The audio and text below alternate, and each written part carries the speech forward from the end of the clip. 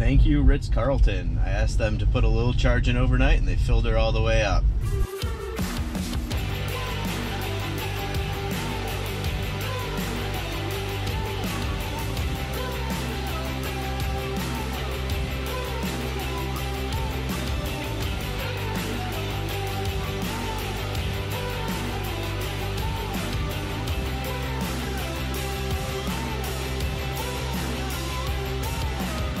It's 7:30 to go ski is way better than getting up at 4.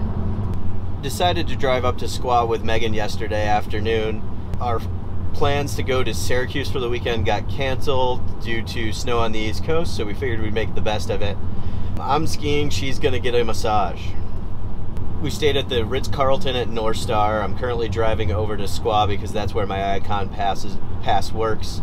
So far so good with pepper in the snow. Not a ton of snow on the roads, but they're a mix between, you know, wet slush and some packed ice, and the tires are working really well. I'm actually quite surprised by Tesla's traction control.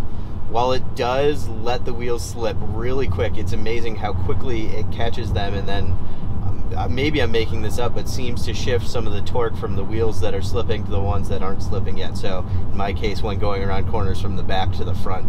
That, and I've tested out intentionally the ABS. Came on for the first time, worked well, so pretty happy with it so far. Autopilot does not seem to be affected by the fog at all. While I'm driving for a couple of minutes, I wanted to talk about 2 changes that Tesla recently made and my reaction to them. The first one is the change in the referral program, which, to be honest, and you all know this, is why I started the channel in the first place. I really wanted to see if I could use this as an experiment to get a bunch of referrals and potentially win a Roadster. And I thought I had a cool plan to incentivize people to use my code, because I'd drive around the country and let anybody who used my code drive it. But now they're killing the program. So the program runs for the rest of the month, for 10 more days or so. Still gets you the 6-month free supercharging, still gets me a referral. But then after that, according to Elon's tweets, the program is dead.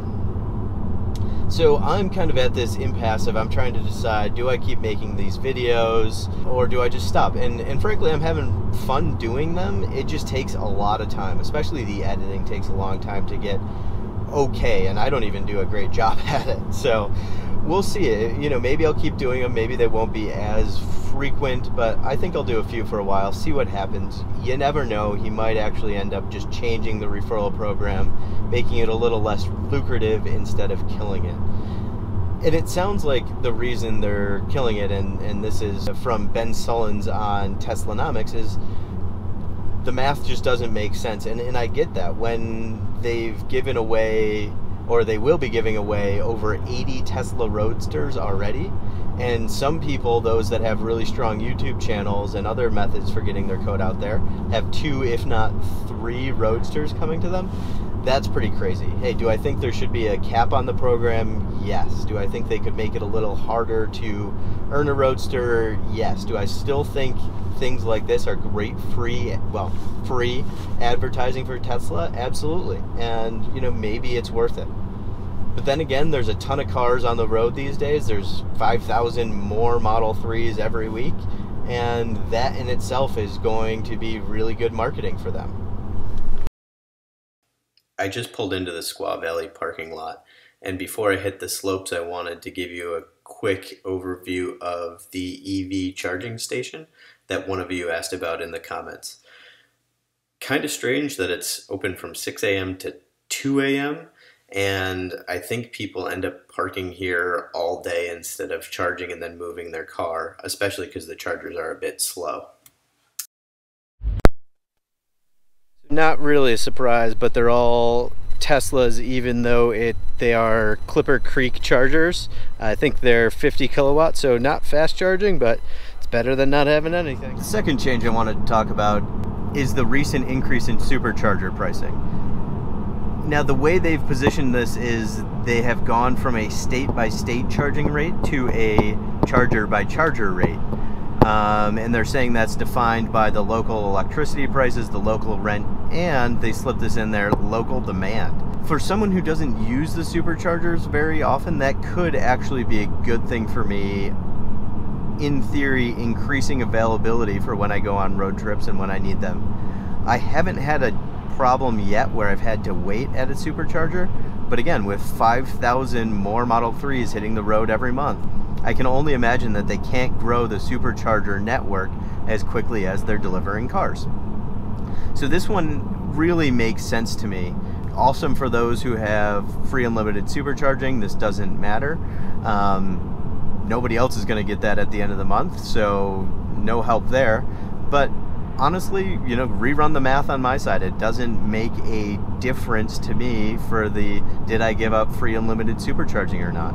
It might take a couple of years off the quote business case, but that's still like 6, 7, 8 years for me to actually get that $5,000 worth, unless they change the prices again. So I still think I made the right decision.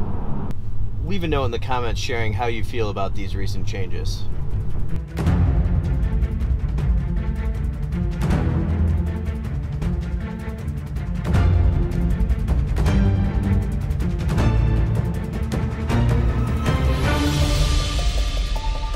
So heading back to the Ritz-Carlton to pick up Megan after a morning of skiing. We'll probably grab some lunch here. Maybe I'll give you a quick tour around the place. But just did a time lapse of their entry road, which is pretty awesome. I'd love to have it be closed and be able to drive on and have some fun, but hey, you can't have everything. The skiing today turned a bit into spring skiing. It was quite warm. It rained in the morning.